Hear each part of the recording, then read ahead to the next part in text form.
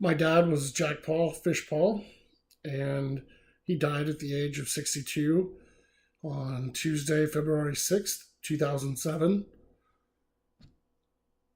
The few days leading up to his death, I haven't really talked to very many people in these 10 years about what happened. Those kind of last 48 hours.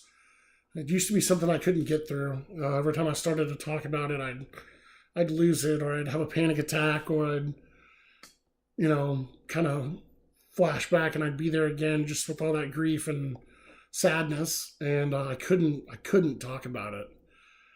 But there are a few people in my life that I've shared the story with, that we've talked about, and they kind of know the details. So on the 4th, on Sunday, that weekend, he had a pretty rough couple days. He was going in and out of awareness. He'd see things that weren't there. He'd see people that weren't there. He'd have conversations, with people that weren't there. And it looked really bad. It looked really grim. He wasn't doing well. And I kind of thought, this might be it. He may not ever be, be back to who he was. That it could be the end. And that Sunday night on the 4th, he started throwing up blood, which he had esophageal cancer, so it wasn't uncommon. Unfortunately, it was something you kind of gotten used to. And for whatever reason, immediately, it didn't seem like it was that bad this time. Even though Sunday and the weekend was so hard, I know we called my brother, who lived in Rowlett, or lives in Rowlett. He ultimately decided, or we all decided, that he didn't need to come. We spoke to the hospice nurse. She wasn't going to come. It didn't seem like it was the end, and it was pretty apparent to everybody involved, even my dad. But we all went back to bed and woke up Monday, and I went to work. John went to work.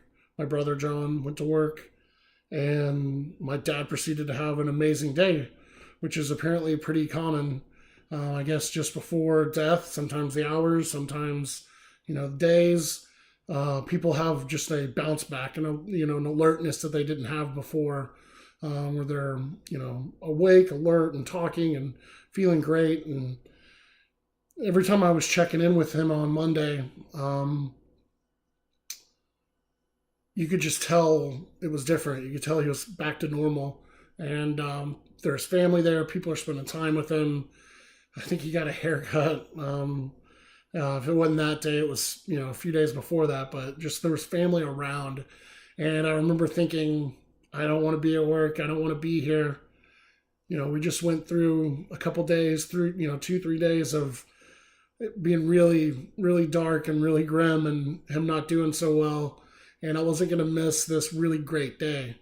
So I left work early and went and spent time with the family, with him.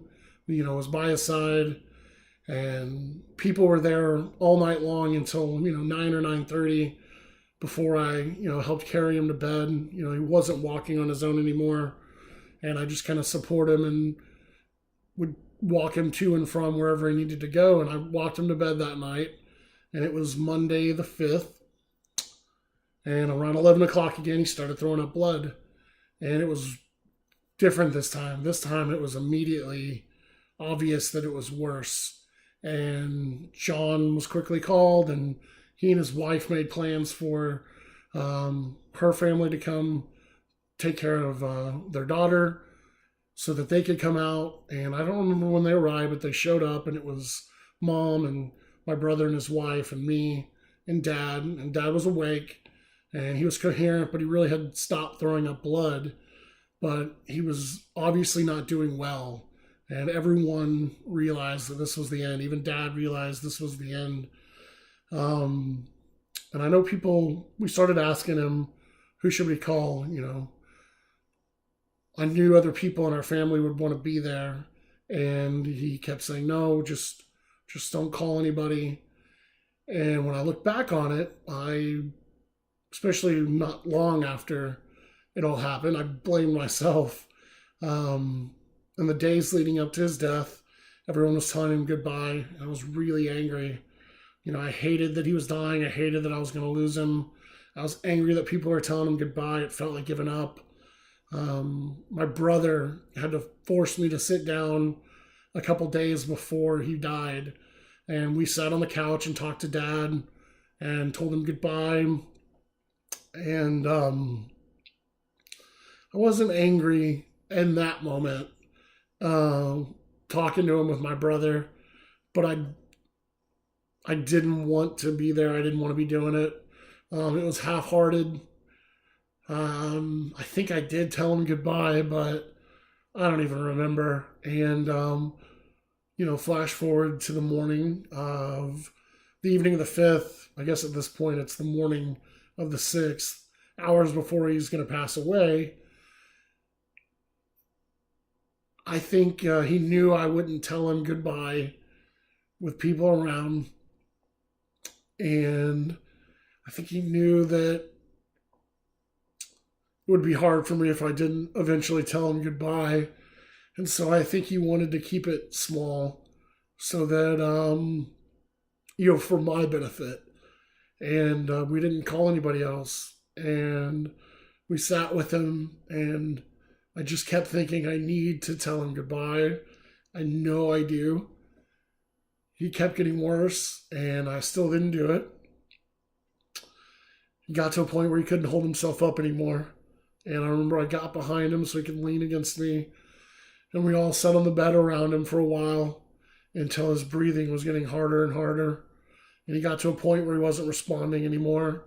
And we laid him down. And it must have been sometime around 4 or 5. I asked everyone to leave the room.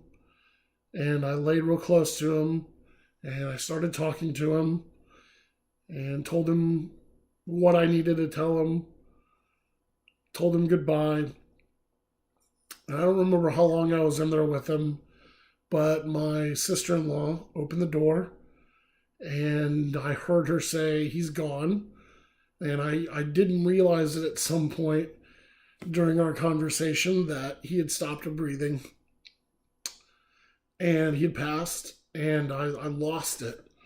I think it's one of the only times in my life I've really wailed, and I just couldn't control myself, and it was immediate guilt that I kicked everyone out of the room, that his last moment was with me alone, nobody else there with us, and I was guilty that, I stole that moment from my mom and my brother and his wife. I was guilty that his family, his sisters, my aunts, my uncles, my cousins weren't there. And I really thought a lot of it, that it was my fault. And I didn't talk about it for a year or two until the first time I went into therapy and met with a therapist and talked about this and everything that happened. And got to a point that it was a little bit easier for me to talk about, that I could tell the story. And that's when I started talking to a few people about the last 48 hours. But I never really got over the guilt, I think, until recently. I appreciate now those last few moments that I had with him, and that I don't necessarily, feel guilty, but there's still a little regret, I guess you would say. That I had waited so long and didn't take that time to tell him goodbye sooner, when maybe we could have had a better conversation, or actually had a conversation as opposed to a one-sided conversation. But anyway, so he passed away around, like I said, 4 or 5 a.m. that morning. Everyone was called in. And I don't remember much about the day. I don't even remember who was there. I know everybody came, but I don't remember faces. The only thing I remember is going to buy a suit, because obviously everyone knew this time was going to come, so everything was already planned, and we knew the funeral would happen soon, and I still didn't have a suit. And that's the only thing I remember after that, after he passed, was going to pick out a suit. And his funeral was later that week on Friday. So I guess the 9th. And yeah, so those are the last 48 hours of my father's life.